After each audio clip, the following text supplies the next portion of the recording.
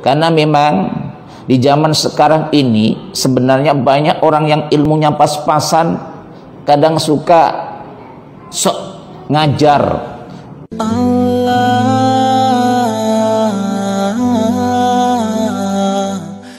Assalamualaikum warahmatullahi wabarakatuh. Alhamdulillahi rabbil alamin.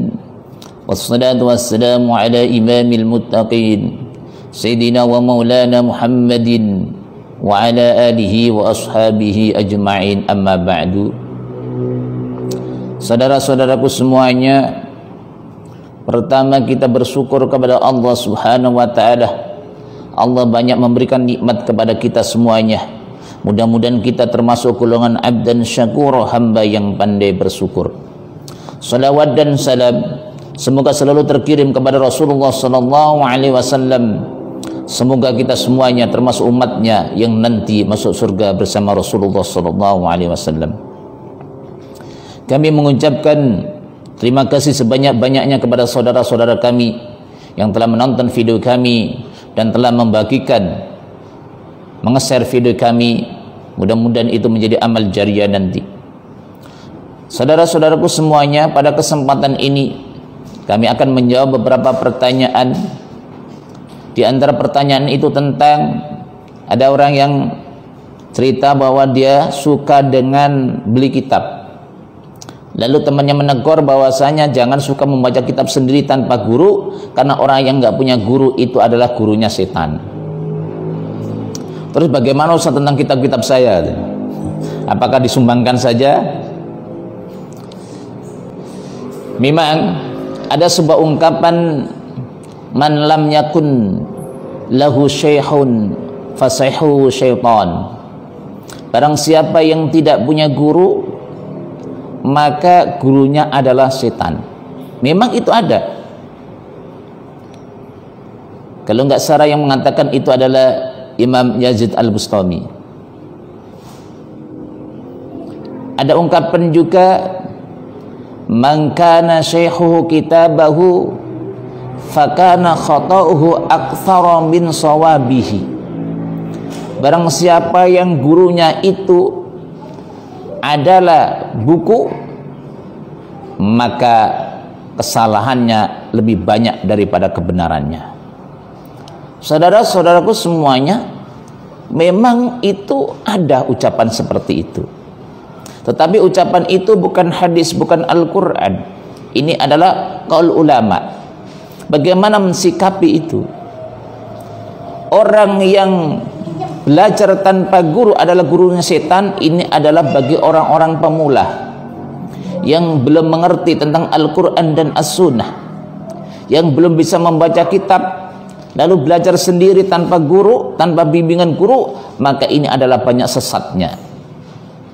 Adapun orang yang betul-betul sudah paham dengan Al-Quran dan As-Sunnah, sudah paham dengan bahasa Arab, dia membaca kitab-kitab ulama, maka ini nggak jadi masalah. Karena banyak ulama-ulama salaf yang membaca kitab sampai berkali-kali. Hobinya banyak membaca kitab. Di antara Imam Al-Muzani membaca kitab Ar-Risalah sampai 500 kali. Ada yang membaca Sahih Bukhari sampai 1000 kali. Ini hal yang biasa bagi orang-orang yang sudah faham tentang bahasa Arab, ngerti kaidah bahasa Arab, punya ilmu yang tinggi. Baca kitab tanpa guru nggak jadi masalah. Walaupun dia itu biasanya pasti punya guru. Saudara-saudaraku semuanya, makanya kita sebagai orang awam jangan sok-sokan. Saya nggak mau berguru, saya pengen langsung membaca kitab, membaca buku. Tidak boleh bagi orang-orang yang baru belajar. Kenapa? Banyak kesalahannya daripada benarnya. Ada kisah yang sangat menarik. Zaman dulu ada orang yang bernama Tuma Al-Hakim. Ini simbol kebodohan seorang dokter. Bapaknya seorang dokter, punya koleksi buku tentang kedokteran yang banyak. Di antara buku itu ternyata ada tulisan. Tulisan itu sebenarnya adalah hadis Rasulullah SAW yang diriwayatkan oleh Imam Bukhari. Itu berbunyi al-habatus sauda Shifaa'un min kulli da'. Habbatus saudah atau jintan hitam ini obat dari segala penyakit. Karena kitab itu mungkin salah cetak, salah tulis, sehingga baknya itu yaknya double. Sedangkan dia tidak pernah berguru tentang masalah hadis ini. Dan ternyata bukunya itu juga peninggalan bapaknya sudah usang. Sehingga tertulis titik 2 baknya itu.